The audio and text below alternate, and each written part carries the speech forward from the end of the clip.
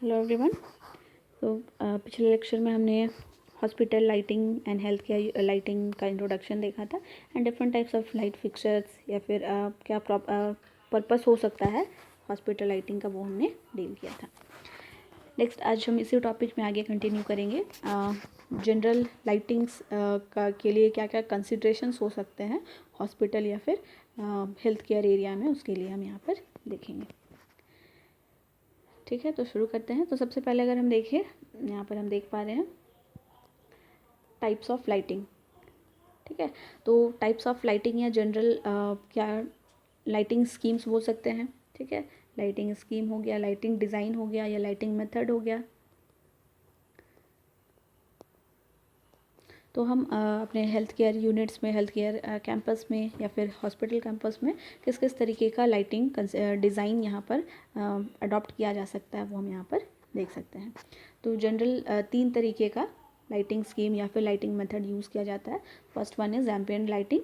ठीक है, जिसको हम जनरल लाइटिंग भी बोलते हैं। ठीक है, तो जनरल लाइटिंग जैसे कि हम इन जनरल सिर्फ और सिर्फ इल्यूमिनेशन के लिए, जैसे हम अपने घरों में लाइटिंग करते हैं विज़न पर्पज़ के लिए, या फिर अपने इंडोर एरिया या आउटडोर एरिया में, तो सेम तरीके से विज़न पर्पज़ के लिए, ठीक है, प्रॉपर तरीके से काम करने के लिए, विजिबिलिटी के लिए, कंफर्ट फील करने के लिए, तो ये जनरल लाइटिंग जो किया जाता है that is known as ambient lighting.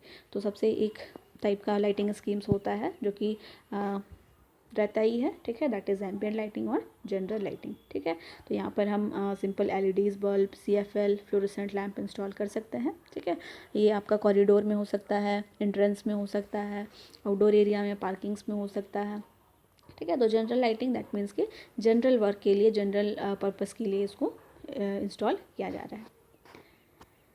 Third अगर हम स्कीम देखें दैट इज़ टास्क लाइटिंग। ठीक है, तो इसी टास्क लाइटिंग को हम स्पॉट लाइटिंग बोल सकते हैं। ठीक है, फोकस लाइटिंग हम जानते हैं। दैट मीन्स कि जनरल लाइटिंग के अलावा अगर हमें किसी प्रॉपर अपने वर्किंग प्लेन पे काम करना है, ठीक है, तो वहाँ पर हम एक्स्ट्रा या एडिशनल या सप्लीमेंट्री लाइटिंग हम प्रोवाइड करते हैं। ठीक है, तो इस टाइप के एप्लीकेशन के लिए, पर्पज़ के लिए हम टास्क लाइटिंग यानी कि एक प्रॉपर टास्क को परफॉर्म करने के लिए अदर दैन जनरल लाइटिंग हमें एक अलग सा लाइटिंग का रिक्वायरमेंट होता है, that is known as task lighting. ठीक है, तो ये आपका हो सकता है जैसे हॉस्पिटल्स में अगर आपका ऑपरेटिंग रूम हो गया, ठीक है, डॉक्टर्स के टेबल पे फॉर रीडिंग पर्पज़ हो सकता है, एग्जामिनेशन पर्पज़ हो सकता है, टेस्टिंग के टाइम पे हो सकता है। ठीक है, तो वहाँ पे जनरल लाइटिंग के अलावा कुछ पर्टिकुलर टास्क को परफॉर्म करने के लिए वहाँ पर प्रॉपर विजन के लिए, ठीक है, टास्क लाइटिंग किया जा सकता है। Third one is accent lighting. ठीक है, तो ये विजुअल इंटरेस्ट को क्रिएट करने में, ठीक है, यानी कि रूम बाय रूम ये आपका हर एक यूनिट्स को हो सकता है, हम बोल सकते हैं हाईलाइट करने के लिए। ठीक है, लाइक आपका ऑपरेटिंग थिएटर अगर है, ऑपरेटिंग रूम है, तो उस वहाँ पर एक बोर्ड होगा उसके एंट्रेंस से पहले, ठीक है, उस या फिर एंट्रेंस के ऊपर, डोर के ऊपर या बगल में, जो कि वहाँ पर लाइटिंग वहाँ हो रहा होगा, इल्यूमिनेशन होगा वहाँ पे। ठीक है, उस बोर्ड पे वहाँ पर आपको पता चलेगा कि ऑपरेटिंग रूम है। ठीक है, नेक्स्ट अगर आपका ओपीडी है, वहाँ पर एक बोर्ड होगा जहाँ पर लाइटिंग है, तो यानी कि दूर से आपको वो हाईलाइटेड होगा। ठीक है, आप उसको देख सकोगे। तो एसेंट लाइटिंग दैट मीन्स कि हम इफ़ेक्ट के लिए ये लाइटिंग्स करते हैं। नेक्स्ट अगर हो गया मेडिकल स्टोर हो गया, ठीक है, या फिर हो गया मेडिसिन काउंटर हो गया। ठीक है, तो उस तरीके से अलग अलग हर एक यूनिट्स में वहाँ पर इफ़ेक्ट के लिए एसेंट लाइटिंग किया जा सकता है। ठीक है, तो जनरल अगर हम देखें हॉस्पिटल्स में, तो ये 3 तरीके का लाइटिंग स्कीम्स, ठीक है, कंसिडर किया जाता है। तो first one is general lighting, second is task lighting and third one is accent lighting. उसके अलावा हम कंसिडर कर सकते हैं इमरजेंसी लाइटिंग। ठीक है, इमरजेंसी लाइटिंग्स इन केस जो मेन पावर सप्लाई है वो कट हो जाता है, तो उस केस में यहाँ पर इमरजेंसी लाइटिंग भी होना उतना ही इम्पॉर्टेंट है। ठीक है, तो इमरजेंसी लाइटिंग भी हम यहाँ पर कंसिडर कर सकते हैं एज फोर्थ वन।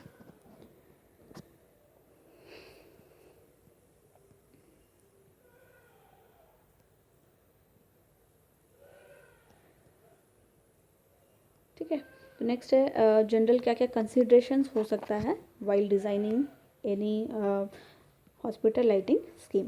ठीक है। तो सबसे पहले हमारे पास 3 बोल सकते हैं कोर वैल्यूज़ है, ठीक है, जिसको हम यूज़ करते हैं while designing illumination scheme in hospital और हेल्थ केयर यूनिट्स, ठीक है। तो यहाँ पर हम देख पा रहे हैं PEC, तो P stands for performance, E stand for efficiency and C stands for comfort, ठीक है।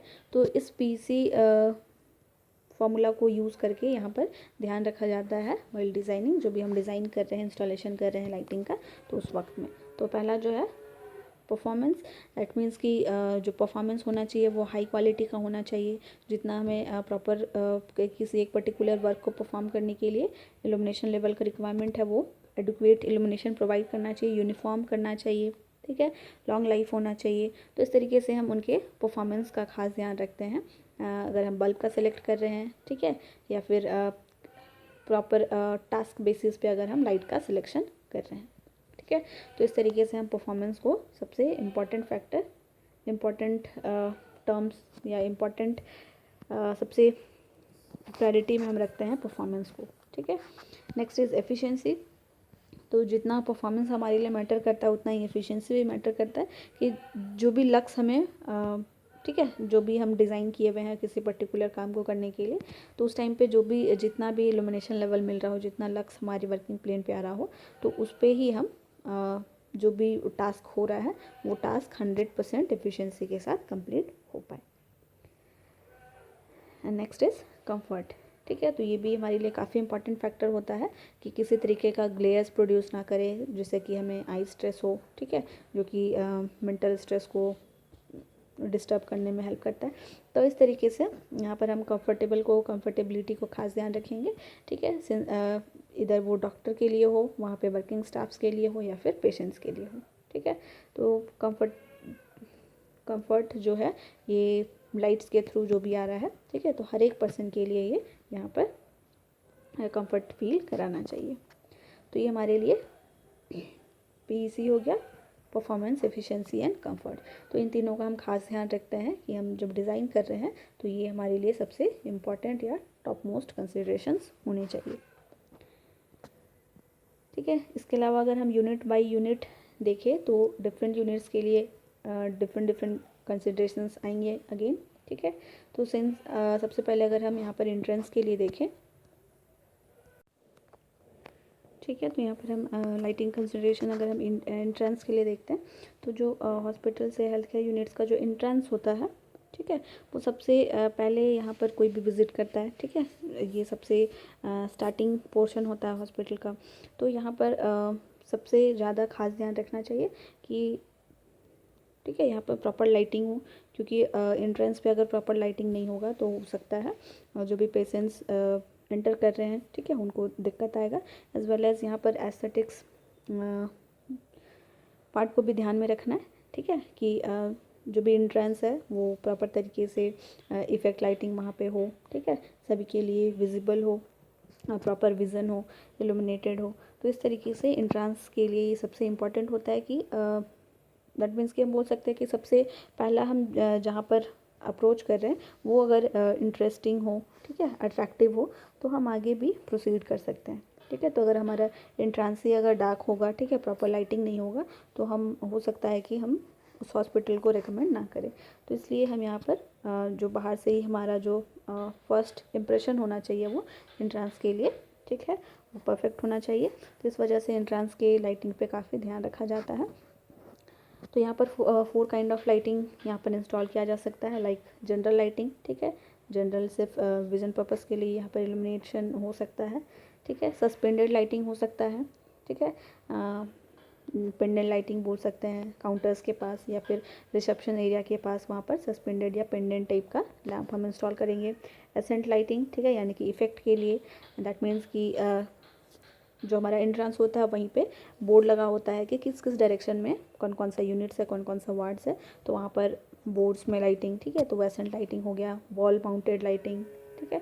तो इस तरीके से हम यहाँ पर 4 तरीके का लाइटिंग कर सकते हैं, general lighting, suspended lighting, accent lighting और वॉल माउंटेड लाइटिंग। ठीक है। तो यहाँ पर अलग अलग जोन्स होते हैं, एंट्रांस होता है, रिसेप्शन डेस्क होता है, वेटिंग एरिया होता है। तो हर एक अलग अलग यूनिट्स के लिए अलग अलग टाइप का यहाँ पर लाइटिंग स्कीम डिज़ाइन कर सकते हैं। तो एंट्रांस के लिए हम यहाँ पर डिफरेंट कंसिडरेशंस को ध्यान रखना होता है कि हम अलग अलग यूनिट्स में या अलग अलग डायरेक्शन में हम किस तरीके से लाइटिंग स्कीम का सिलेक्शन करें। ठीक है। नेक्स्ट वेटिंग एरिया में अगर देखें, वेटिंग रूम या वेटिंग एरिया, तो अगेन ये एक इम्पॉर्टेंट पार्ट होता है, क्योंकि यहाँ पर जो भी पेशेंट्स से के रिलेटिव होंगे या फिर पेशेंट्स अपने नंबर्स का वेट कर रहे हैं, ठीक है, डॉक्टर से मीटिंग के लिए, तो ये एक हो सकता है कि बहुत लंबा टाइम उनको वेट करना पड़े वेटिंग रूम्स में बैठना हो। तो यहाँ पर भी वेटिंग रूम्स में भी जो इल्यूमिनेशन के लिए कंसिडरेशंस होना चाहिए वो इस तरीके का होना चाहिए कि जो भी लैंप से रेडिएशन आ रहा है वो ग्लेयर फ्री हो, ठीक है, किसी तरीके का ग्लेयर ना हो, क्योंकि अगर ये कंफर्टेबल फीलिंग नहीं आएगा उस लाइट की वजह से, लाइट रेडिएशन से, तो वहाँ पर लोग ज़्यादा देर तक वेटिंग में नहीं रह पाएंगे। ठीक है। तो सिंस जो पेशेंट्स भी अगर वेट कर रहे हैं तो उनके हेल्थ पे और ज़्यादा इफेक्ट पड़ेगा। तो इस वजह से वो वेलकमिंग टाइप का होना चाहिए, है ना, फ्रेंडली एटमॉस्फेयर क्रिएट कराना चाहिए इल्यूमिनेशन स्कीम। तो यहाँ पर वेटिंग रूम में या वेटिंग एरियाज़ में हम लाइटिंग, ठीक है, प्रॉपर तरीके से करेंगे।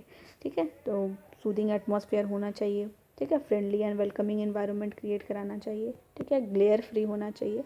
तो ये सारा चीज़ हम लोग यहाँ पर वेटिंग रूम्स के लिए कंसिडर करते हैं। ठीक है। कॉरिडोर्स अगर हम देखें तो कॉरिडोर्स का जो यूज़ है वो बहुत ज़्यादा होता है। ठीक है। जो ये सबसे इम्पॉर्टेंट पार्ट होता है कॉरिडोर्स एंड लॉबीज़, जो कि एक पार्ट को, हॉस्पिटल के एक यूनिट को दूसरे यूनिट से कनेक्ट करता है। तो यहाँ पर प्रॉपर जो, ठीक है, हॉस्पिटल्स 24 आवर्स कंटिन्यू चल रहा है। तो इस केस में जो भी डॉक्टर्स हैं, स्टाफ्स हैं, पेशेंट्स हैं, जो भी आ रहे हैं, विजिटर्स हैं, ठीक है, तो ये कॉरिडोर्स का यूज़ कंटिन्यूसली कर रहे हैं। ठीक है। और उसके साथ साथ जो पेशेंट्स है, हो सकता है कि वो व्हील चेयर्स यूज़ कर रहे हों। ठीक है। तो उनके प्रॉपर विज़न के लिए, उनके सेफ्टी के लिए, ठीक है, कि वो अगर एक प्रॉपर लाइटेड एरिया हो, लाइटेड पाथ हो, या दूसरा डार्क पाथ हो, तो ऑब्वियस है कि हर एक जो भी विजिटर्स जो भी वहाँ पर से पास हो रहा है, जो कॉरिडोर यूज़ कर रहा है, वो लाइटेड पाथ को ही फॉलो करेगा। ठीक है, in comparison of dark path. तो इस तरीके से हमें कॉरिडोर की लाइटिंग को भी प्रॉपर तरीके से ध्यान में रखना चाहिए। ठीक है। तो यहाँ पर जो इल्यूमिनेशन लेवल परफेक्ट तरीके से होना चाहिए, ताकि जो भी पेशेंट्स वहाँ से मूव कर रहे हैं और डॉक्टर्स एक पार्ट से दूसरे यूनिट पे जा रहे हैं, तो वो उनके लिए सेफ्टी फैक्टर वहाँ पर बना रहे। ठीक है। एग्जामिनेशन रूम या फिर जो टेस्टिंग रूम्स होता है, या फिर ठीक है, तो यहाँ पर जो भी डॉक्टर्स हो गए या फिर जो भी वर्कर स्टाफ्स हो गए, तो यहाँ पर एग्जामिनेशन कर रहे होते हैं। ठीक है। डिफरेंट बॉडी पार्ट्स को, टिश्यूज़। ठीक है। तो यहाँ पर जो भी टेस्टिंग या किसी भी रिलेटेड यहाँ पर टेस्टिंग एग्जामिनेशन चल रहा हो, तो यहाँ पर भी प्रॉपर तरीके से लाइटिंग होना चाहिए, विजुअल कंफर्ट प्रोवाइड करना चाहिए। ठीक है। ताकि जो भी यहाँ पर टास्क परफॉर्म हो रहा हो वो एफिशिएंसी के साथ, ठीक है, कंप्लीट हो सके। एज वेल एज़ जो भी ग्लेयर फ्री होना चाहिए, क्योंकि एग्जामिनेशन रूम में अगर कहीं पे ग्लेयर अगर आएगा, ठीक है, तो ये डिस्कम्फर्ट फील कराएगा, जिसकी वजह से हो सकता है कि माइंड डिस्ट्रैक्शन हो एंड प्रॉपर तरीके से एग्जामिनेशन नहीं हो पाए, रिजल्ट में कुछ फॉल्ट आ सकता है। ठीक है। इसके अलावा जो भी एग्जामिनेशंस वगैरह हो रहा है, ठीक है, लाइक अगर स्किन टिश्यूज़, बोन्स, ब्लड, किसी भी तरीके का यहाँ पर एग्जामिनेशन हो रहा है, टेस्टिंग हो रहा है, तो हो सकता है कि वो लाइट सेंसिटिव हो। ठीक है। तो उस केस में हमको इस बात का भी ध्यान रखना होगा कि वहाँ पर प्रॉपर तरीके से लाइटिंग स्कीम हम इंस्टॉल करें, ताकि वो किसी भी तरीके से उस प्रॉपर पर्टिकुलर टास्क के लिए लाइट सेंसिटिव ना हो। ठीक है। As well as examination room में जो बल्ब्स हम यूज़ करेंगे, ठीक है, वो मूवेबल टाइप या मोबाइल टाइप हम यूज़ कर सकते हैं। ठीक है। ताकि हम उसको ईजिली मूव करके हम अपने, या फिर उसके ब्राइटनेस को हम डिमर हम यूज़ कर सकते हैं। ठीक है। उसकी इंटेंसिटी को हम डिम कर सकते हैं अकॉर्डिंग टू एप्लीकेशंस। तो एग्जामिनेशन रूम में हो सकता है कि कभी हमें कम लक्स का रिक्वायरमेंट हो, कभी ज़्यादा रिक्वायरमेंट हो, तो उस केस में हमारे पास इस तरीके का बल्ब यहाँ पर इंस्टॉल होना चाहिए, जिसके लक्स को हम वैरी कर सकें। ठीक है। साथ ही साथ हम उसको मूव भी कर सकें। ठीक है। तो इस वजह से इस तरीके से हम एग्जामिनेशन रूम में स्कीम्स को डिज़ाइन कर सकते हैं। ठीक है। Next is patients room. तो पेशेंट का जो रूम होगा, ठीक है, वहाँ पर भी ये सबसे इम्पॉर्टेंट कंसिडरेशन होता है कि हम लाइट को किस तरीके से डिज़ाइन कर रहे हैं, ठीक है। तो हम जिस भी तरीके का लाइट यहाँ पर इंस्टॉल करेंगे वो बिल्कुल कंफर्टेबल इन्वायरमेंट क्रिएट करना चाहिए, ग्लेयर फ्री होना चाहिए, ठीक है। एज वेल एज़ हम इसको इसकी इंटेंसिटी को भी हाई या डीम करने के लिए एबल हो, ठीक है, ताकि जब जो पेशेंट्स है वो अगर रेस्ट मोड में है, ठीक है, सो रहे हो, तो उस केस में हम वहाँ पर इंटेंसिटी को कम कर सकते हैं, लक्स लेवल को कम कर सकते हैं। जब वो जाग रहे हो, जब उनको खाना हो, मेडिसिन लेना हो, तो उस टाइम पे लक्स का लेवल थोड़ा सा हमें हाई चाहिए, तो वहाँ पर हम उसको इंक्रीज़ करा सकते हैं। तो उस तरीके से हम यहाँ पर अगेन जो बल्ब या फिर स्कीम हम डिज़ाइन करेंगे वहाँ पर हम डिमिंग सर्किट इंस्टॉल कर सकते हैं कि उसके इल्यूमिनेशन लेवल को हम वेरी कर सकते हैं, ठीक है। साथ ही साथ इस चीज़ का भी हम यहाँ पर ध्यान रखेंगे कि हो सकता है कि एक ही पेशेंट वार्ड में हो सकता है कि जो अलग अलग पेशेंट होंगे, ठीक है, तो एक पेशेंट एक टाइम पे सो रहा होगा और दूसरा पेशेंट सेम टाइम पे जाग रहा हो, ठीक है, या फिर कोई रेस्ट मोड में है, कोई बैठा हुआ हो, ठीक है, तो उस टाइम पे हर एक पेशेंट्स के लिए अलग अलग लाइट या फिर इल्यूमिनेशन लेवल का रिक्वायरमेंट होगा। तो हर एक सेक्शन वाइज हम ध्यान रखेंगे कि अगर कोई सपोज़ नंबर 1 पेशेंट जो है वो अभी जाग रहा हो, ठीक है, वो नॉर्मल कंडीशन में है, एंड सेकंड वाला अभी सो रहा हो, ठीक है, तो उस केस में हम दोनों के पास, ठीक है, जो हेडलाइट्स होगा या फिर सर के ऊपर जो भी लाइटिंग इंस्टॉल किया हुआ हो, तो वो उस तरीके से एप्लीकेशन वाइज या जैसा नीड हो उसके अकॉर्डिंग हम उसको यहाँ पर एडजस्ट कर सकें, ठीक है। तो पेशेंट्स रूम में हमको खास ध्यान रखना पड़ता है, ठीक है, यहाँ पर भी लाइटिंग्स का, क्योंकि अगर प्रॉपर लाइटिंग होगा तो ये फास्ट रिकवरी में हेल्प करेगा, ठीक है, प्रॉपर स्लीप में हेल्प करेगा, एज वेल एज जो भी माइंड स्ट्रेस है उसको ये कम करेगा।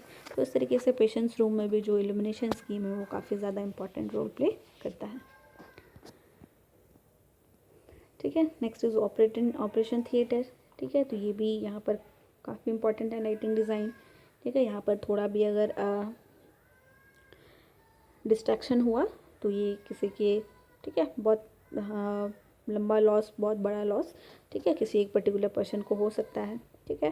तो जिस भी तरीके का यहाँ पर ऑपरेशन परफॉर्म हो रहा हो, तो यहाँ पर जो लाइटिंग इल्यूमिनेशन का जो लेवल का रिक्वायरमेंट होता है, ठीक है, थाउजेंड्स के रेंज में, 2000 to 10,000 15,000 के रेंज में लक्स का रिक्वायरमेंट होता है, ठीक है।